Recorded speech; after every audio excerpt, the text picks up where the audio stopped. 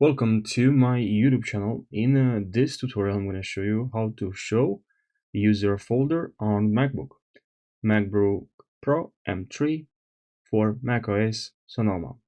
Alright, so we're just going to open here Finder, or you can also, of course, we're going to use Command and here write Finder, press Enter, and now we're just going to go here in the top, and here I'm going to click on Settings.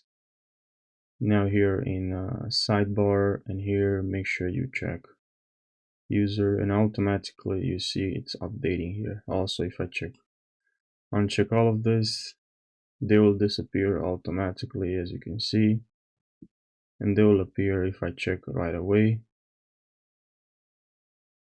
So if there are other things here while you are in the sidebar, something you would like to see to check here, you can do it right now. You also have advanced here, tags, and general.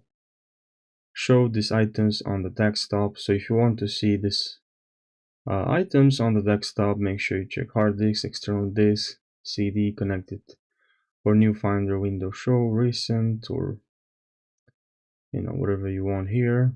Other, maybe I would like to see downloads, choose. So yeah, I hope you found this helpful.